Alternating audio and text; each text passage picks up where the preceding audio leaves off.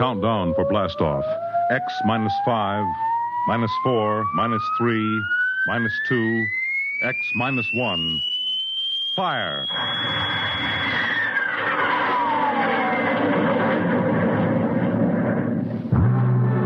From the far horizons of the unknown come transcribed tales of new dimensions in time and space. These are stories of the future, adventures in which you'll live in 1,000,000 could-be years, on 1,000 maybe worlds. The National Broadcasting Company presents X minus 1.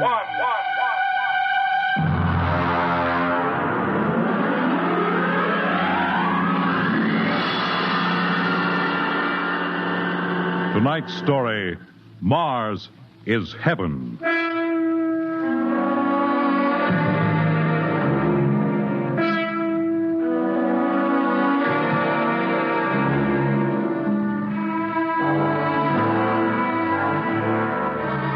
When the first space rocket lands on Mars, what will we find? Only the ruins of a dead and deserted planet? Or will there be life? Intelligent life in some strange form that we can only imagine? Will we be welcomed with open arms? Or will the Martians treat us as invaders? Only one thing is certain. Someday, a giant metal ship will take off from Earth to travel through the black velocities, the silent gulfs of space, to descend at last into the darkness of the upper Martian atmospheres. And on that day, man will finally know the answers. The day we first land on Mars.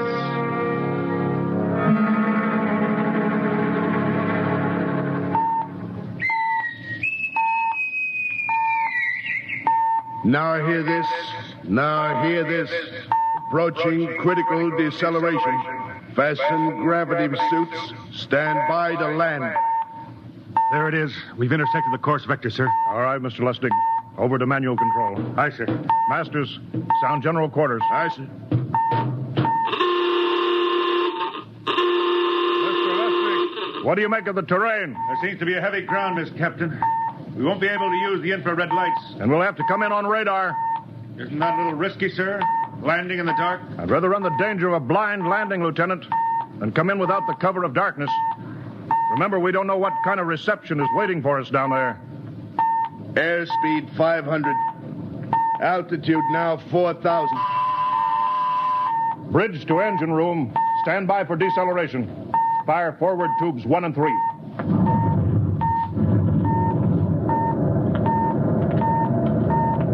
Steady as she goes, Mr. Lustig. As she goes, sir. Airspeed 100. Altitude 1,000. Radar indicates a level stretch dead ahead, sir. Skids down. Skids check. Altitude 500. 4. 350. 3. Up a point now. All right. Let's set her down.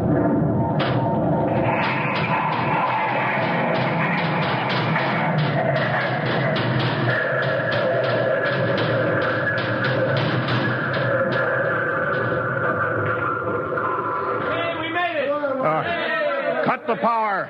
Masters, pipe battle stations. Aye, sir. All secured, sir. Well, gentlemen, we're now on Mars, April 20th, 1987, 4:33 Greenwich time. Enter that in the log, Masters. Aye, sir. Well, gentlemen, it's less than 2 hours till dawn. As soon as it's light, we'll send out a landing party. Masters, get me an all-over hookup. We're all set, Captain. Now hear this. All right, men. The smoking lamp is lit. Well, we're on Mars. The first manned ship from Earth to land here. We don't know what we're going to find or what dangers we may face. We're 17 men on an alien world, and it's up to us whether we ever get home again. The next few hours should tell the story. And I want instant obedience to all commands. I'll court-martial the first man who doesn't jump to when he's ordered. And one other thing. We may be on Mars, but this is still a United States naval vessel. Officers will conduct a personal and weapons inspection in 1 hour. That's all. An inspection, Captain? Now? Mr. Lustig, we've got an hour and a half to sweat out before we find out what's outside that airlock. I'd rather have a man worried about his stripes than about what's waiting outside on Mars.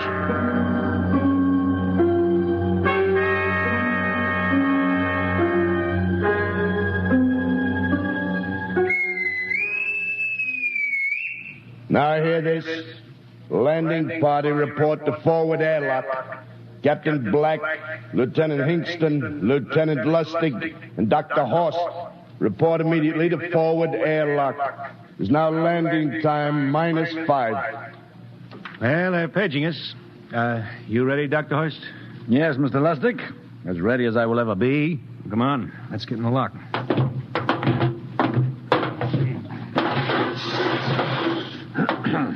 Hingston, Lustig, and Horst reporting in the airlock.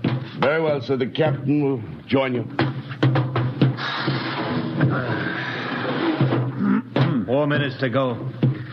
At least the captain would get here. What difference does it make? I just want to get it over with, that's all. Anybody got a cigarette? Yeah, I think you're smoking too much, Lieutenant Lustig. Are you nervous? Lay off, will you, Horst? Wondering what's hidden outside underneath that ground mist? I've been giving it some thought. It'll be very interesting to find out. A very unusual planet, Mars. Why? It has an atmosphere. A wonderful thing, an atmosphere. Where you find one, you find life. You mean Martians? What do you think they'll look like? Who knows? Intelligent life can take many forms. You mean they may have green skins and eyes on stalks or something? The comic book conception is possible, of course. Or they may have developed far beyond us. Perhaps they have a science that can produce weapons far more dangerous than our atomic missiles. You think we may have to fight our way out? After all, we are invaders. Now hear this. Landing time -2. All right. We heard this.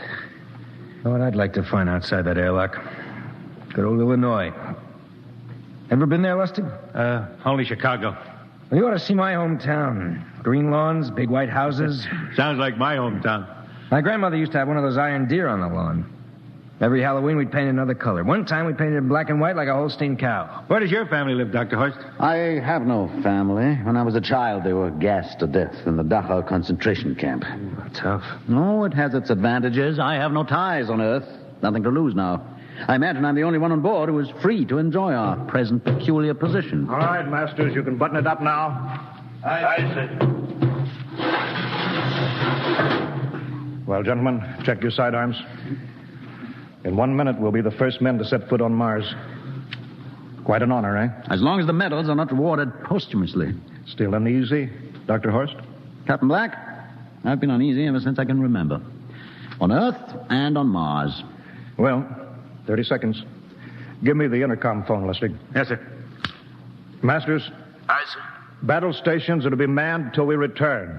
If we're not back in 2 hours, I want no rescue party sent out. Blast off and save the ship, you understand? Aye, sir. All right. 5 seconds. 4, 3, 2, 1. Lustig, open the outer airlock. Aye, sir.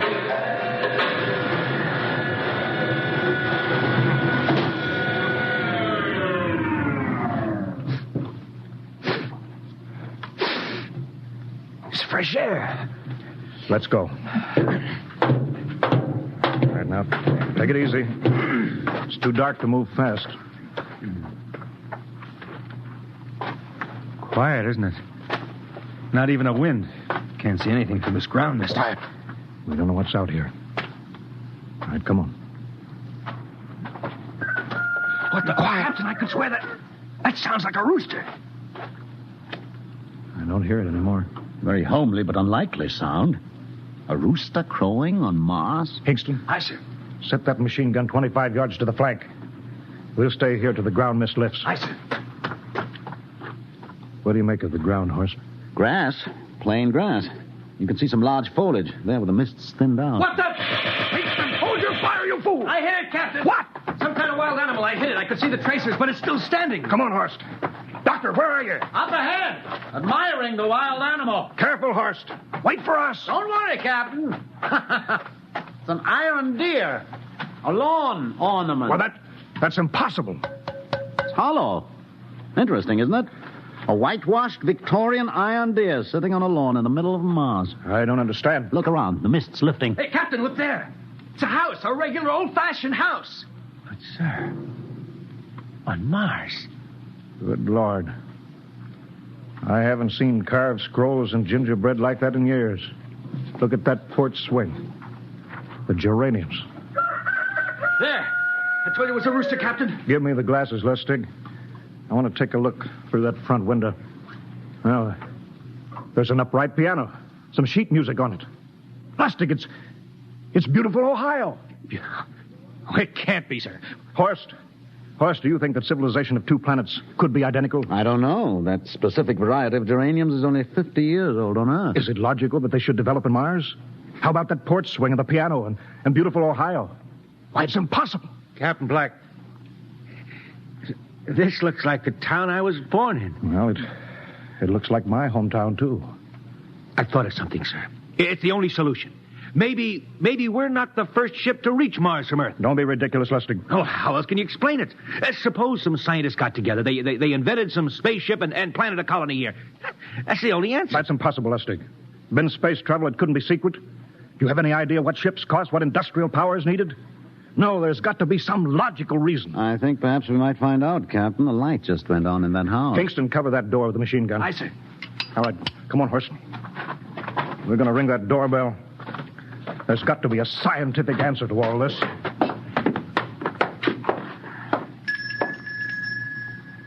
And there's something moving in there. Stand back, Horst. Give me a clear shot. Are you sure a bullet can stop a Martian? Steady now. Can I help you? Will we... If you're selling anything, it's much too early. No, wait just a minute. What town is this? What do you mean? Are you census takers? No. We're strangers here. We want to know how this town got here. Is this a game? No, it's not a game. We're from Earth. From where? From Earth. Do you mean out of the ground? Are you sure you're feeling well? Madam, we came in a flying ship across space. We're from the third planet, Earth. This is Mars. Now do you understand? Mars. You go away now, you hear? I'll call my husband from upstairs and he'll chase you. Go on. But this is Mars, isn't it? This is Green Lake, Wisconsin, in the United States of America. Bounded on the east by the Atlantic and on the west by the Pacific. Now go away. Goodbye. Horst, do you suppose it's really possible? I've got to find out more about this. I told you I'd call my husband. Now you go away. You've got to tell me one thing first. What year is this? Year? 1928, of course. For goodness sake. You hear that, Horst? And we know it's 1987, and we know this is Mars. Horst, is it possible that we got fouled up, made some tremendous blunder, circled around, and landed back on Earth? In 1928? Well, maybe some switch in time or dimension. Could we have shifted somehow, gone backward in time?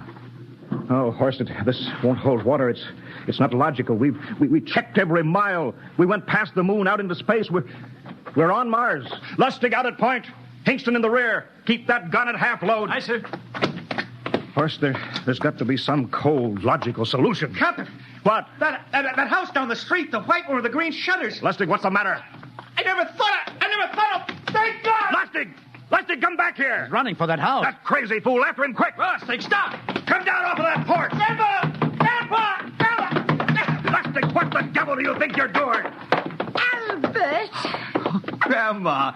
Grandpa, it is you. Lustig, what is going on here? Albert, it's been so many years. How you've grown, boy. It's so good to see you. Lieutenant Lustig! Oh.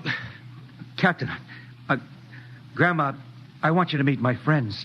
This is Captain Black. Captain, I want you to meet my grandfolks. Howdy. Any friend of Albert's is a friend of ours. How long have you been here, Grandma? Oh, a good many years, ever since we died. Ever since you what? Oh, yes, sir. They've been dead 30 years. What? Oh, now, don't you trouble yourself. It's all right. We're alive again, that's all. Do you mean to tell me that Mars is heaven? Oh, nonsense, no. All we know is here we're alive again. And who are we to question God's infinite ways? Well, Lustig, we're going back to the ship. But, Captain, I want to talk to my grandpa. Lieutenant Lustig, I don't like any part of this. You'll come back with us if I have to club you and carry you. I see. Now, let's go. Heaven only knows what they've run up against back at the ship.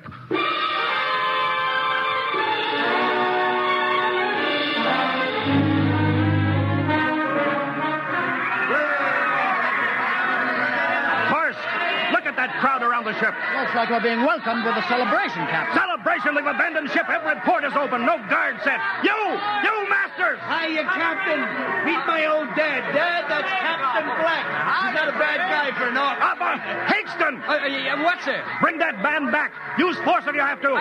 Excuse me, sir. There's my Uncle George. Hingston! I'll be right back, Captain. Uncle George. What the devil is going on here? Understand, sir? They've all found friends and relatives. They're all here. You're right, Captain. I found it. The whole crew's out in the crowd. But I gave orders. Definite orders. You don't understand, Captain. I understand mutiny. I don't care how many relatives show up. I'll have discipline. Johnny! Johnny, you old son of a gun! It's you. Edward. Yes. It can't be. Oh, of course it is. Johnny, Ed. you old... Ed. Dr. Horst. This is my brother, Edward. How do you do? Hello, sir. It's wonderful to see you, Edward.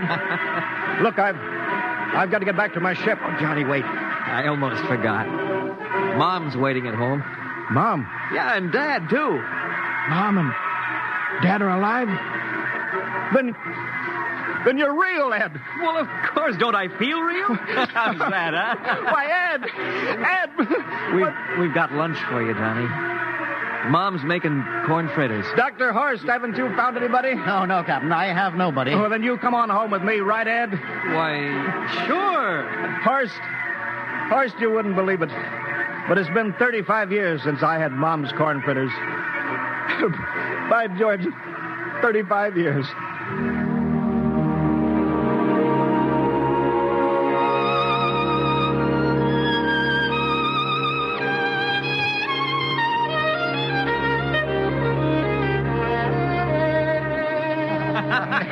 And there's plenty more in the kitchen, so don't hold back, Johnny. You too, Dr. Horace. Well, Johnny, you're still in the Navy, eh? That's right, Dad. I'm in command of the ship. We're an old Navy family, Dr. Horst. All three of our boys in the service. Yeah, Ed was the best pilot in the Pacific, too. What did happen, Ed? What's the difference? I'm here now. Yeah, but... You know, it's almost perfect. All we're missing is your brother, Will. Then the whole family could be together. Well, it won't be long, Mom. Will's in charge of the XR-54. Next rocket coming out to Mars. Oh. Well, little Will. When does he leave, Johnny? Well, the takeoff's scheduled for September, but it depends on what we report. Oh, yeah. There's no question about that now, huh? No. Christmas together again.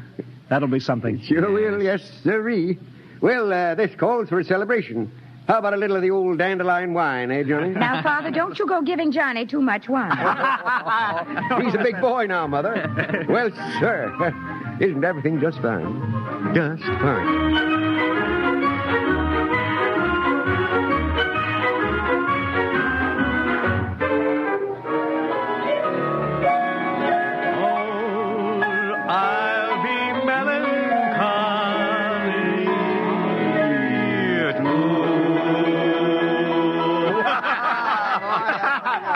Play that one again, will you, Ed? Oh, sure.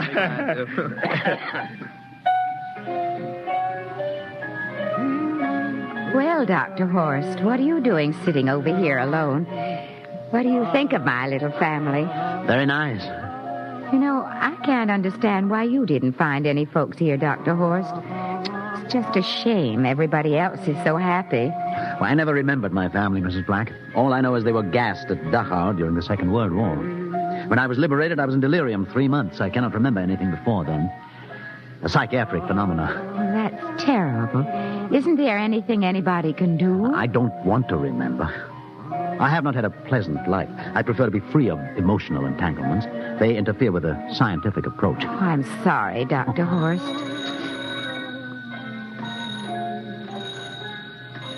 Oh, I'll get it. That's our ring, long and three shorts. I remember that. Well, maybe we'd better call it a night. You must be getting tired, Johnny. I'd better be going back to the ship. Nonsense. You stay the night. We insist. I just couldn't rest thinking of you all alone on that ship. I'll be all right. Well, good night. Oh, wait a minute, Dr. Horst. That phone message was for you. Me? Yes, that's right. A message from Anna. Anna? I don't... Well, there, she must be an old friend. Isn't that nice? I don't... You sure it was for me? I don't remember any Anna. Well, she asked if you were better. Perhaps she's someone who knew you at Dachau. Anna? She said she's coming over here first thing in the morning. So you'll have to stay over. Yes, Well, but... that settles it then. You stay here, Horst. You can bunk with me in my old room. Yeah, but Johnny, we thought you'd like to be with Edward. So you could talk the way you used to. Well, we can't put Dr. Horst on the daybed. I think we better share the room tonight. Be plenty of time for talking, Ed. Yes, I guess so. I suppose I better drop back to the ship. You know, Ed, security check. What, why do you have to do that here? I don't know, Mom. There's no good reason, I guess. Well, suppose we skip it tonight, huh? Well, good night, everybody. Oh, it's good to have you home, Johnny. It's good to be home, Mom.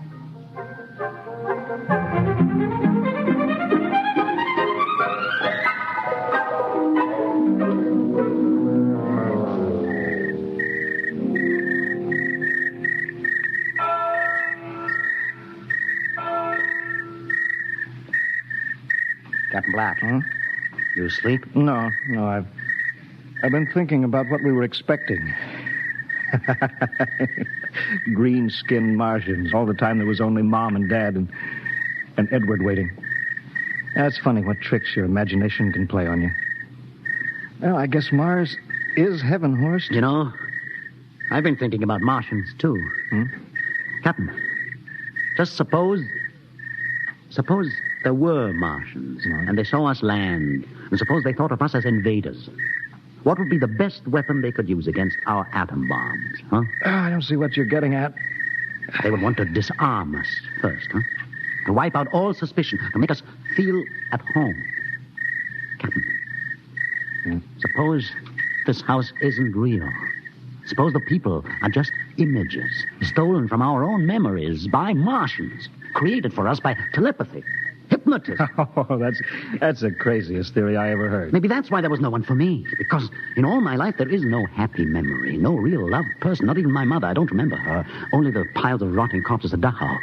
There was no happy emotion for these people to recreate. How about that phone call? Anna? Yes, Anna. I didn't remember who she was, but I do now. I just remembered.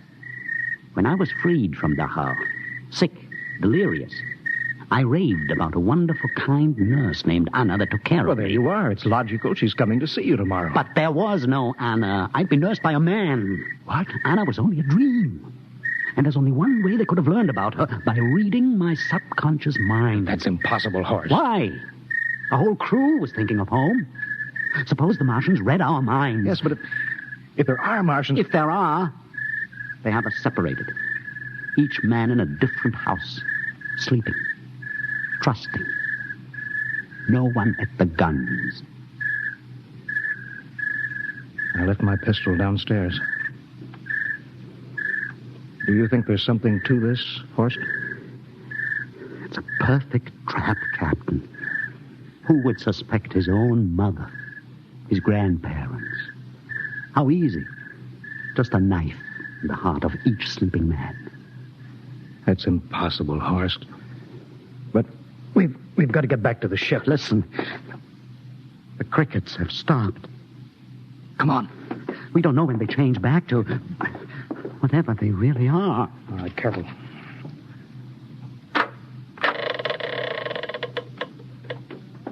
Where are you going, John? Ed, we wanted a drink of water. That's all, Ed. You're not thirsty, John. You don't want a drink. Look out! You don't want a His drink. face! It's changing! He's a Martian! Run, horse! Run! You can't get away, John. This way, Horst! Horst, where are you?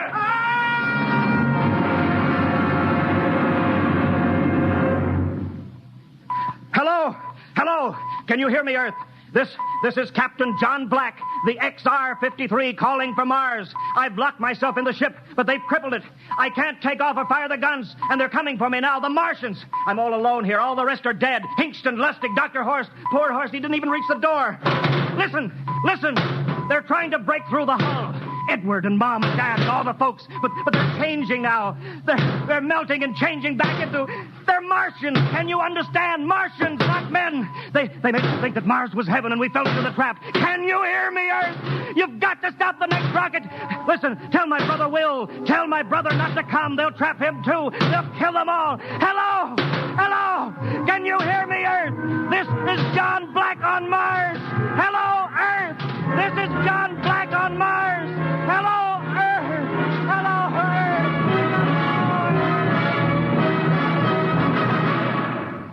Tonight, X-1 has brought you the science fiction classic, Mars is Heaven, written by Ray Bradbury and adapted for radio by Ernest Kenoy. Featured in the cast were Wendell Holmes as Captain Black and Peter Capell as Dr. Horst, with Bill Zuckert as Masters, Bill Lipton as Hingston, Margaret Berlin as the old lady, Bill Griffiths as Edward, Ken Williams as Lustig, Ethel Everett as Mom, and Edwin Jerome as Dad. Your announcer, Fred Collins. X-1 was directed by Fred Way and is a transcribed NBC Radio Network production.